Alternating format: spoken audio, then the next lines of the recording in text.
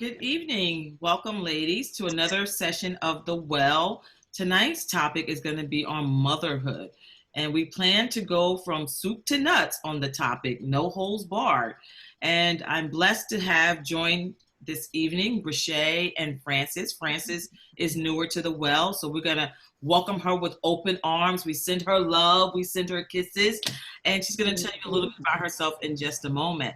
So, as those who are frequently viewers, you will know that The Well is an opportunity for women to gather virtually and just have conversations about all things relevant, all things that are true to who we are as we grow in our womanhood.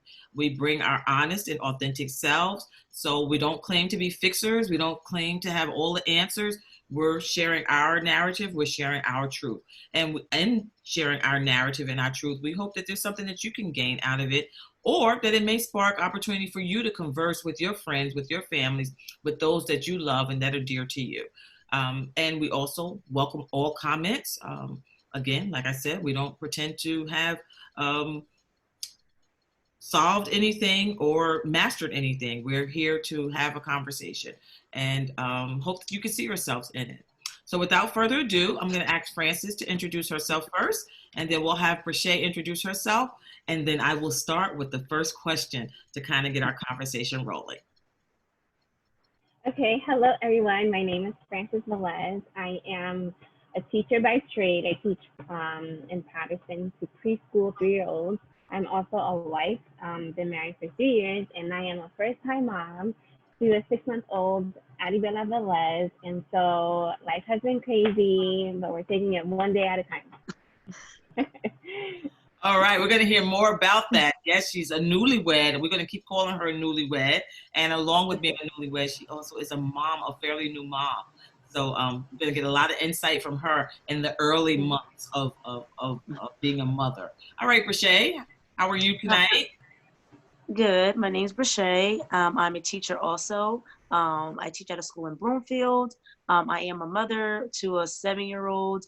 And just like Franny said, we're taking one day at a time, and I've had 7 years experience. So I agree with her, one day at a time.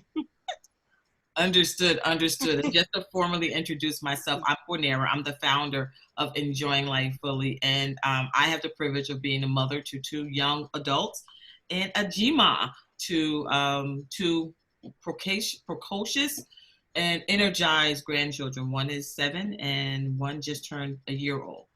Both genders. One is a girl and one is a boy. So the 1-year-old boy is very new to me. I didn't have much experience with boys, any, to be honest. So this is a newfound journey for me. So I will be listening tonight for some of the nuggets and gems that you ladies are going to drop, so that hopefully I can connect with my grandson in a special way, but also be sure that I'm nurturing in a well way. So to get started tonight, ladies, the first topic that we're going to have to discuss is going to be about your learning about motherhood. What is one thing that you think you learned from your mother about motherhood that you didn't think you would be using in motherhood? Because I can remember times in my young, maybe teenage years, my mother would, make decisions or do certain things. I'd be like, oh, I'll never do that. I'll never say that. I'll never think that about my children. And lo and behold, you become a parent. And what happens? You find yourself kind of repeating some of the learnings or some of the actions or some of the ways. So just wanted to, start there as to the influence of your mother or grandmother or aunt. How heavily of a role has that played in your mothering? For me, I think it is still happening. I have my mother in my life who helps me a lot with my daughter. So it's kind of like, G-Ma and mom, not raising her, but I guess seeing the way she reacts to my mom and how I can, change ways or what I do with her. And it's an eye opener because when I can say something and she might shut me down, but my mom can say something and it's perfectly fine. So it's still like a little bit, I'm still learning. All right, so I probably need to paint a little picture for our audience just a little bit. I'm her mother. I'm Brashea's. So when you see some of these facial expressions, I hope to take this in well. 'Cause that right there is like, we need to be presenting a united front. And if I'm the weakest link, then I need to do something about that. But thank you, Brashay. Thank you, Brashay. So Francis? I think for me, it's like sacrifice, like the late nights, the helping with the project, like, you know, taking one for the team, like all that. And so I remember like she was like maybe 3 days old and we had our first doctor's appointment on that Monday and it's Sunday night and we're like tired, but I'm like, I need to get her bag ready. Like, let me have enough diapers. Let me have, so it's like kind of like, oh wow, like that was instilled in me too. And I'm so thankful for that. And for me, I'm like, mom, just go to sleep. Mom, stop cleaning. Like, mom, rest. But it was just like it needed to get done. And so now me being a mom for only 6 months, I'm like, it just needs to get done. Like, it's okay if I lose a little bit of sleep or sacrifice here or there because it's not, it's a sacrifice, but it's a sacrifice I am willing to do. Like, I want to do it. It's not like I'm being forced, like, oh, but it's something that I really, it's just like once you became a mom, like once I became a mom, it just happened naturally. And Yeah. even that kind of into marriage too, in a way too. Like, I'm like, mom, why are you spending this extra time preparing dad's lunch? And I'm like, he could do it himself, but then me, I'm like, oh, I want to serve my husband. I want to serve my daughter. So. Ooh, Francis, I mean, you just dropped a couple of nuggets there. So I'm going to try and piecemeal some of those nuggets. The one thing that I appreciate you talking about is the sacrifice. Because no one can really tell you what motherhood is going to be.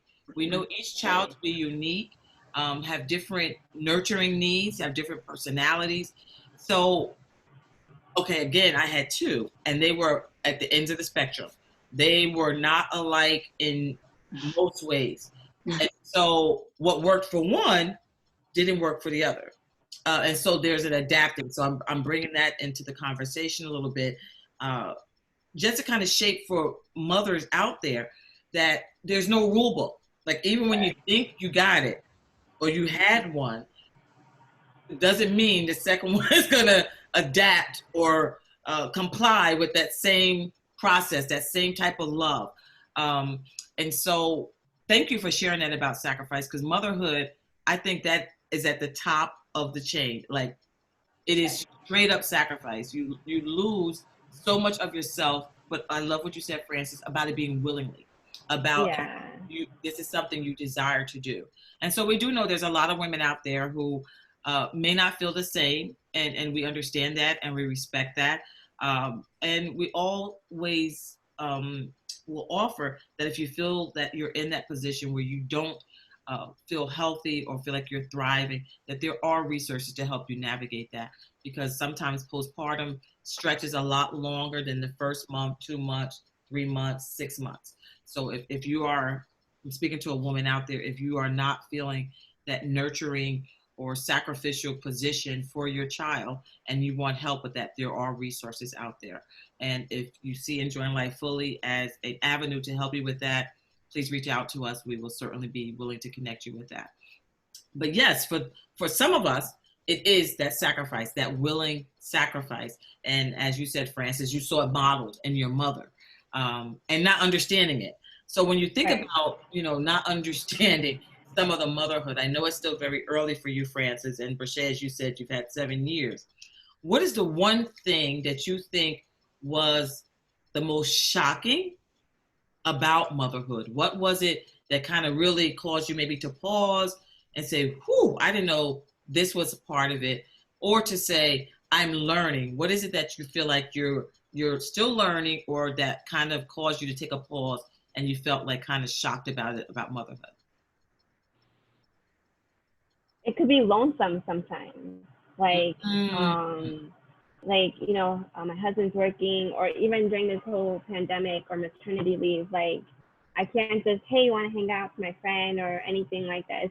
It's like me and the baby all day long. So sometimes, like, I'm like, because I'm a mom, but I'm still Francis. And so it's like, how do you balance the two? Yes. Yes. And we're going to add that COVID piece in just a moment because I think that just totally reshaped motherhood and maintaining yourself. Um, for the majority of women, mothers, around that March timeline here in New Jersey anyway, everything shut down. Schools, employment, only thing you could basically do was go to the grocery store.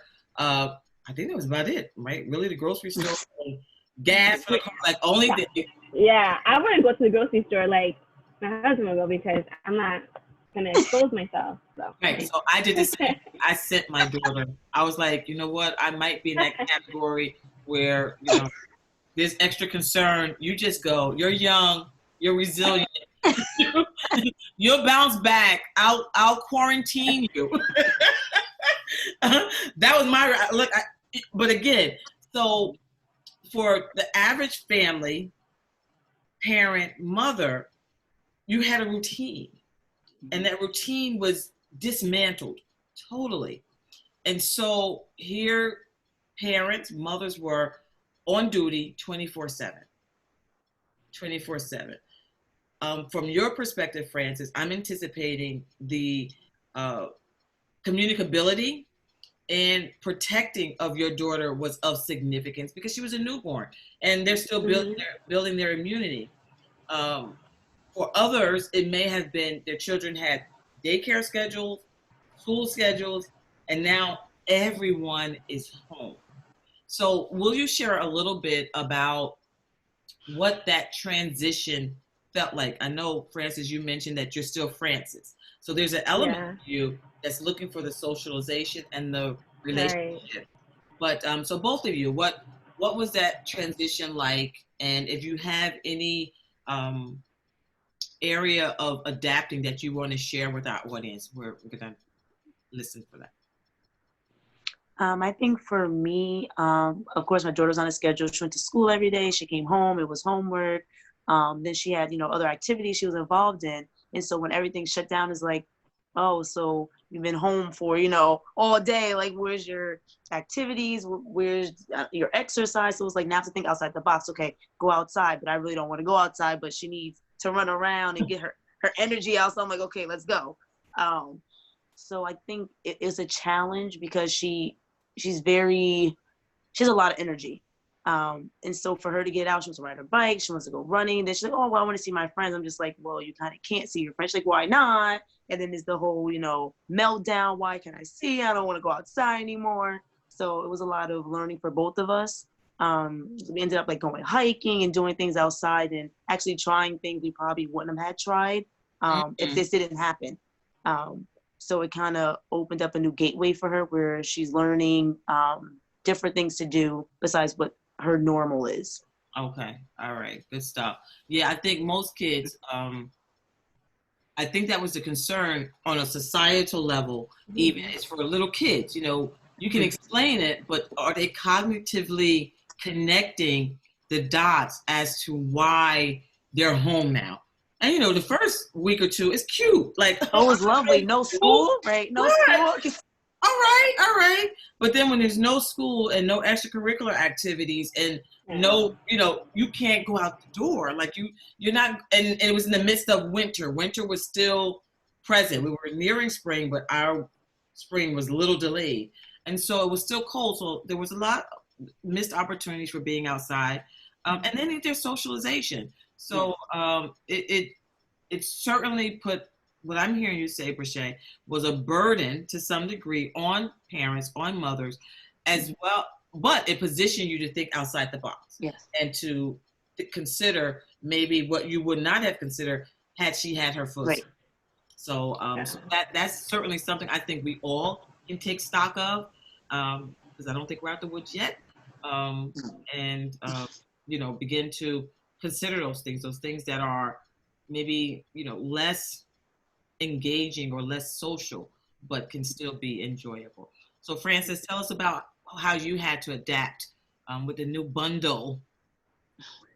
Yeah, so I felt quarantined since January because she was born early January, and so the winter months and the newborn, so I really wasn't taking her out And so when she was around the mark of turning 3 months, when like, you know, more comfortable, that's when like everything was like shut down. So I think just trying to make it work. So it's like the same thing every day. And I think I broke down. Like I just, like I remember I was like washing dishes and I'm just like crying, and then Hector comes over and he's like, "What's wrong?" And I just like, I guess I just blurted or just let it all go, because I'm like, I've been home doing the same thing every day with a baby. I don't know how to be a mom. I do know how to be a mom. It was just like, it was just all these emotions.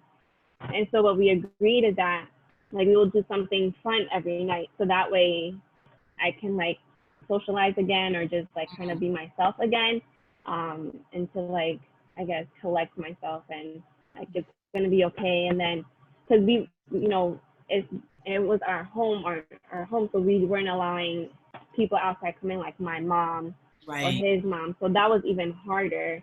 Like, because my mom was very much involved prior. She worked in the evening, so she was here. We would go to doctor's appointments, all these things together, and so all that stopped. And so it was just me and baby all day. So it was definitely hard, but then like kind of like, okay, so like I hit rock bottom. So like, what are we gonna do from here? Like, what can I do to like regain myself? Being a mom, being a wife, being myself. So Awesome. yeah, Also, I appreciate your transparency in the breakdown, because I didn't have yeah, any children underfoot, but it still was this emotional relief that was necessary to say, what is going on? Because yeah, we all were limited. I can only imagine, you know, having a newborn. And that's a time where people are celebratory. They want to come over. They want to see the baby. They want to hug the baby. They want to touch the baby. And yeah, now all that has stopped. And people want to, but there has to be a safeguard there. You know, you have to make sure. yeah, And then when you have grandparents, yeah, you know, there was a concern for, right, you know, certain age groups. So even for them to come and whether, I mean, certainly your baby would never have COVID. I want to believe it. right, All of, right, yeah, but yeah, yeah, you know, I think part of the issue still is whether or not who's a carrier, who's asymptomatic, you know, right, and so you know the potential for that I think also contributed to, you know, the hesitancy and you know the quarantining that we all had to experience. But yes, it was emotional. I remember a couple of times. I'm based from home. I don't have to go into an office. Except for different types of events or workshops. But when everybody's home, there's a big difference. You know, I remember sharing with one of my girlfriends, I am so glad I have doors on almost every room in the house, because at least you can close the door and have and block people out, lock it. Like I don't even know if I ever used that before. But and so when you have children, again, they don't comprehend that. They don't understand that. And yeah, certainly for you, Francis, being new to motherhood, there's a certain level of support that we all expect, you know, in the yeah, natural progression. And to have that not an option, I'm sure weighed very heavily. Um, yeah, so if you want to share, if you're open to sharing, I heard you say that you identified doing something for yourself each night as part of yeah, your way of staying energized, staying present, staying well yeah. mentally, emotionally to continue on in your motherhood. Is there anything else that you want to offer that you think would be beneficial to other parents, maybe young mothers that are out there? Young mothers, I mean mothers of young children. I say that carefully. Right, right, right. That may benefit them as to how you navigated that and how you stay in it, because it's not easy. Yeah. So I think what for me was like having, since the baby is on a schedule, and so she would be in bed by 7 each night, and I wanted that because some parents like, oh, that's too early or whatever it may be, but that's what worked for our family, because when she's down, I have like these 2-3 hours for myself, for my husband, whatever. And so I like, oh, tonight let's make deep fried Oreos, or like let's watch a Disney classic movie, or just different things like that, to kind of like, okay, this is what we used to be, or for me, like reading a book, watching like a series on Netflix, whatever it is, just to like kind of like Netflix and chill will do wonders, won't it? yeah. So kind of like what were the things that brought me satisfaction before the baby, or what was it that we were doing before then? And I'm like, okay, this is what I like to do, or even like, you know, I started kind of like going on YouTube and the exercise videos. Find the easiest one, like a 15-minute one, like a yoga one, or, you know, sometimes I would definitely challenge myself, but kind of like, okay, I'm not really enjoying it, but I know it'll be good for me long term, and even just like get my body, because it's probably doing something good for my body, and it'll, you know, leak into the other parts of me emotionally, physically, spiritually, and things like that. So yeah, just kind of like finding like what brought you joy before the baby. So that is one thing I will offer, and Bushy, I'll give you opportunity to respond to that as well. One of the things I've learned through all of the social distancing and quarantining and restriction is that the basics is really a place that we can function and operate. I know as a family, we went back to playing some of the board, like we've had board games, we've had games, but you know, you find these other ways of gratification. Yeah. Just get back to the basics. Play a game of cards. Like you said, watch a program together. You know, be there for each other. Listen to each other, hear each other. Sometimes, you know, life is so full, you just lose that. And so what I'm hearing you say, Frances, is getting back to what for you and your husband brought you two together, what you found joy in. And although there's sacrifice, also recognizing the necessity to sketch out time for you, for yourself. Yeah. That's significant. Not always doable. Again, Right. I'm gonna say you got a good baby. She go down at 7 o'clock. Like, praise the Lord. Thank God. She's up at 6 a.m. So. Okay, got it. Yeah, but I mean, but like you said, Either you early. have hours at night for yourself, Yes. and then you have, you know, the rest period. And 6 a.m. is not a terrible time to wake up. No. No, I mean, yeah. No, all things considered. All things considered. Right. All things considered. So, Brashay, what do you think? What would you offer to women with maybe school age, elementary age children, as to how you've navigated and what you found successful for you and your daughter? Honestly, Pinterest. You can look anything up on Pinterest. Ideas. You can make a quick snack with them. Like for me, like I love to go out to eat. And so now with the social distancing, I'm kind of like hesitant. Depends where I go, where to bring her. So what I need to do is, you know, instead of going out to eat, okay, this is what I would, you know, order, me and her will order. I can go to the grocery store, order the groceries, and we could cook at home together. Mm-hmm. So that's something I want to start doing to incorporate, because everyone likes to go outside. It's a nice day. No one wants to be home. The sun is shining now. She wants to go outside, or we could do things, I guess think outside the box. The things that we normally would do, we can honestly do at home. It's just literally coming up with a plan on how to do that. Yes. But I mean, just have a lot of patience, you know, do things for yourself, the kids, you know, feed off of your energy. And I think also for their mental, they're also going through something. They just don't know how to explain it. So just have to keep that in mind too. Yes. Brashay, I wanted to ask you, does she understand everything that's going on, or like to what capacity? She understands that she'll say like COVID, but actually knowing what it is, no, she just knows we have to wear a mask. She doesn't like the mask, but she has to wear it. And that people are getting sick. And people are passing away. But I'm very open, and I tell her, so, you know, people are passing away. You don't want this. Wash your hands. Don't touch things. But she understands to a certain degree, not physically with diseases. Right. Yes. Oh, okay. And she's very compliant. Like sometimes I'm out with her and she'll be like, oh, we need to be 6 feet, or we need to social distance. So she knows the language. Language. We've watched a couple of, so one other element I'm gonna drop for all the moms out there. I think it was Sesame Street and no, something else. There are a couple of episodes out there of how to talk to your kids about COVID. And so I think, I want to say Sesame Street, it may not have been Sesame Street, but it's a good opportunity to sit down and let them ask the questions.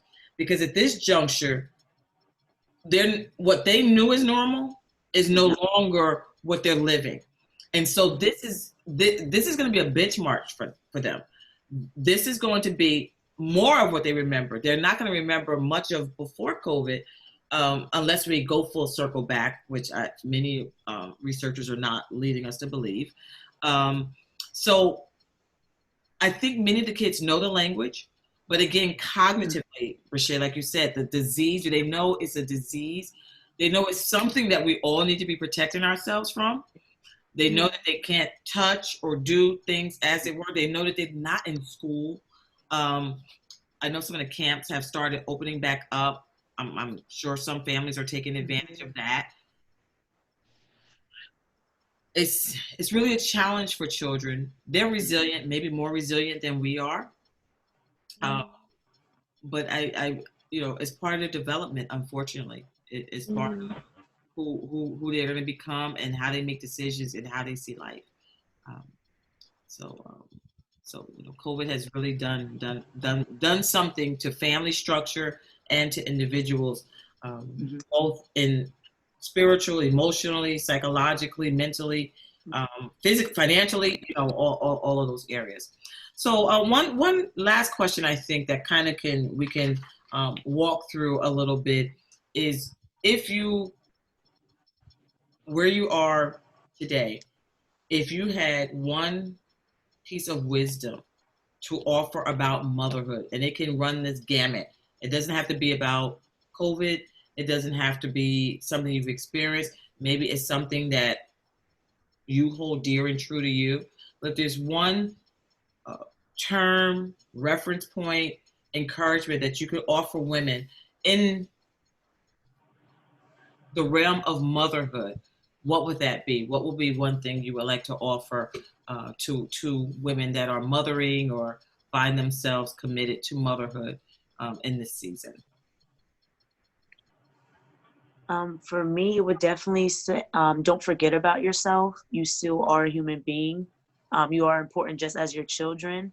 Obviously, your family is very important, but take time for yourself, because you don't want to become burnt out and just not even be angry. Like, I just feel like when you're burnt out, like you're angry at the world, you feel like, there's no hope, but you're very important too. So take care of yourself as well.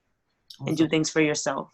Good stuff. And that goes for any woman, whether you're a mother or not.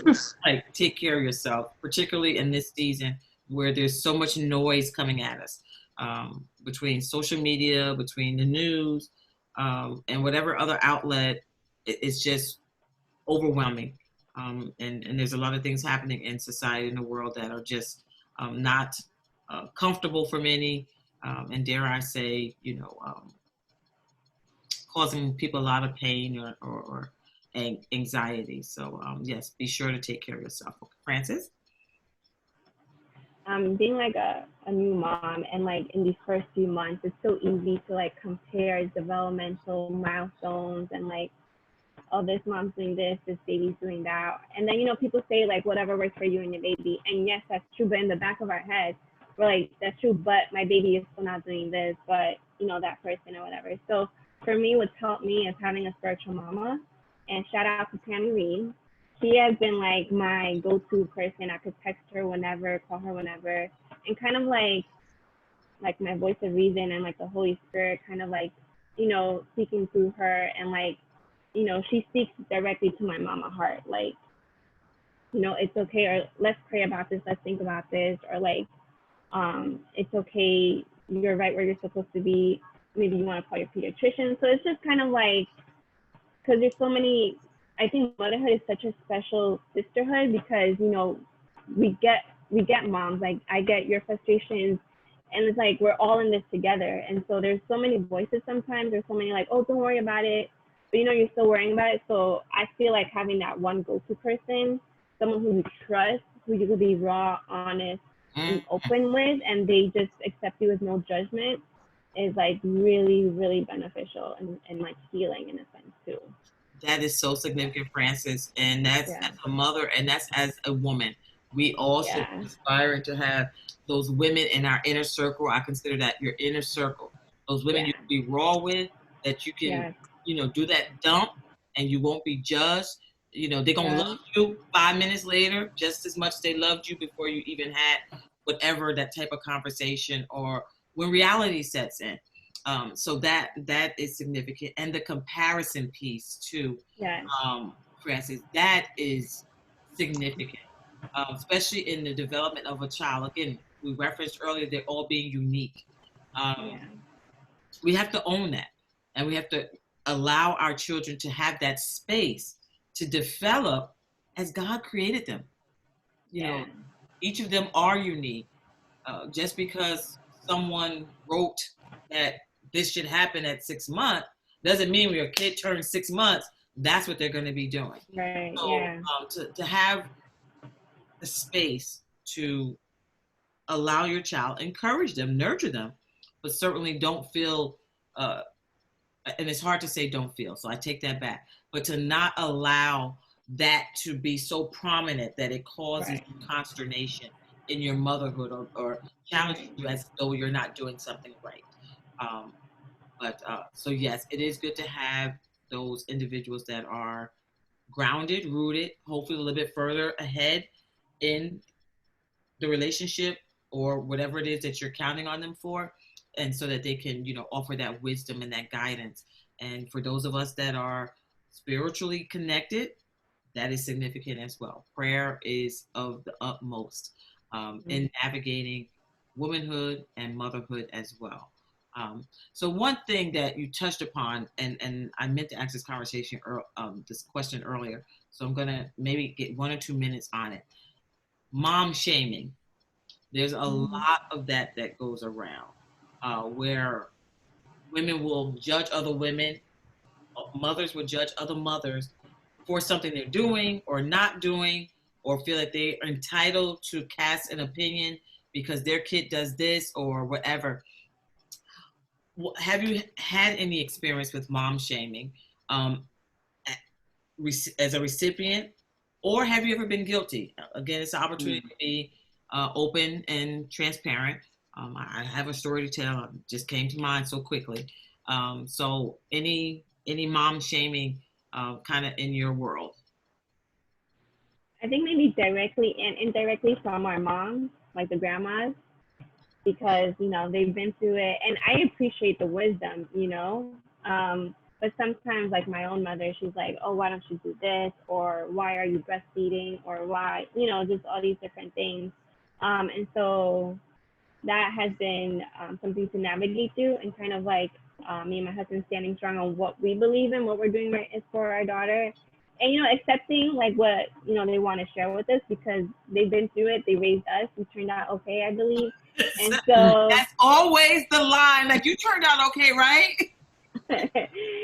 So they obviously they've done something right, and so kind of like taking it with a grain of salt, like, okay, so this is what they shared, like what do we want to implement, or we're gonna, like, it's not really gonna work out for us and our child, so we're not gonna accept that. And then in regards to like mom shaming, moms, like, going through social media, it's so easy, like maybe just like, oh, why is this mom doing that? But kind of like, catching myself and like showing grace, because I'm like, this is what I'm doing with my child, and like this is what you want to do for your child. And so I get you, because when I'm doing something different and people want to come at me, but I think this is what's right. So, and that's what you think is right. So all kudos to you. I'm glad that you're finding out what's working for you and your child. So kind of like catching myself and asking God for forgiveness, because I'm like, what are you doing? Okay, so I'm guilty as charged. Me too. I'm guilty as charged. And so thank you, Francis. You confronted me a little bit, because as a mom, and now as a GMA, I'll have to be mindful of how I approach offering what I label as wisdom or experience, because each child is unique, and there has to be space to parent, to nurture your child, and to make decisions about what's best for your child. So thank you. I think I'm gonna say I think. All right, Rashida, well, go ahead, give you opportunity to respond. I definitely have been one to kind of judge, and I have to catch myself quickly, and I tell myself that has nothing to do with you. Like, that's not your child, so why are you even trying to be in that role? But it's hard sometimes. I could be scrolling, like, ew, those shoes don't match. Like, but they like the shoes, so why does it matter? You know, simple things like that. And I mean, I kind of like like I'm very good at ignoring people. People can talk to me, and if I don't want to hear it, like I will look at you, but I'm not listening. So when someone says something, you know, that might be kind of negative, I kind of blurt it out. So it doesn't really bother me to the sense, like you could say something, I'm just like, okay, whatever, like you want in one ear out the other. But that's just how I am. Everyone's not like that. Yeah, it's not always that easy to, I'm going to use the word reject. You didn't use that word, but to reject or to prevent what's being said, to take root or take it to heart, especially when it comes to your children. That's really hard. Similarly, raising my children, I raised them primarily as a single parent. You know, there's a connotation associated with that to begin with. And so there's some shaming that happens in the fact that you are a single parent without knowing the story. Like, no one knows the story, but automatically making these assumptions. And in that, people have begun to create in their mind your inability to be a good parent or your inability to nurture them well. So mom shaming runs deep. I appreciate, Brashay, you using both ends of the spectrum, that you've been guilty of it, but you've also been subject to it. And I think it's something that we have to be more conscious of.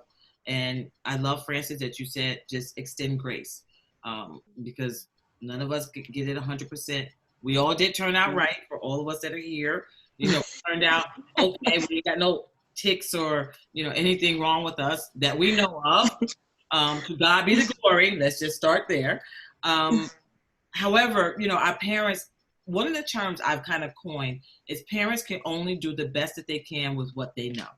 Yeah. So you can't expect beyond what they know or beyond what they've exposed to or experienced. And a lot of the nurturing, a lot of parenting, a lot of mothering is handed down. And that's kind of how we started the conversation, is about, you know, what were some of the things that we were able to take away from our parents, our mothers, and things along that line. So thank you for the great conversation. It was really good. I kind of feel like a part 2 might be in order, but we'll consider that and see what the response is, what some of the comments offer. So as we get ready to close, is there any last words, any last statements that either of you want to offer before we kind of say farewell to our audience? I think it's good to continue to encourage like your mom friends, like, and vice versa. Like, it's just, I love receiving a text or like we're having conversation and they're like, you're doing such a great job. You're such a good mom. Your baby's exactly what she needs, you know? And so that's always so affirming. So kind of like also giving that to other mothers too, like, you know, just continue to encourage one another, because it's really hard, like, you know, and how Brashay was sharing, like, you know, the shoes don't match, but maybe that morning the child was having a tantrum and those are their favorite shoes. So it's kind of like, you know, just being really mindful. I mean, I would probably say the same thing, like, these definitely do not match. Like, but at the end of the day, like, we don't know the story. Right. So just kind of really supporting and encouraging one another. And some mornings you have to pick your battle, because I have seen kids with their shoes on the wrong feet. And I'm like, I know the mom sees it, and I have to catch myself, because I've been there, like, you know what? You want those on like that? Okay. Or no, maybe the child was so excited to put their shoes on, even though they were wrong. It's like, exactly. Like, we've been working on this, and they finally put it on. Right. Right. And so what? Next week. You're gonna hurt their, their character, their sense of accomplishment by like, you gotta put them right. So like you said, Francis, you don't know the story. You don't know the story of what it took to get there. So so grace, certainly affirmation is what I heard you say. And Brashay, is there anything you'd like to offer? No, the conversation was great. I feel like rejuvenated as a mom right now. Like a mom superhero. I hope our audience feels that way as well. And again, as we acknowledged in the beginning, your comments are welcome. We would love to hear from you. We would love to hear what you know works for you. We'd love to know how you have continued to journey and grow in your role as a mother. Again, we're just bearing ourselves. We are still learning. I learned a couple of things tonight, and I hope that you were able to extract something that was of benefit to you that you will share with your friends and family. So thank you for joining us. We look forward to seeing you next time on The Well. Be well, be blessed, and we look forward to the next time.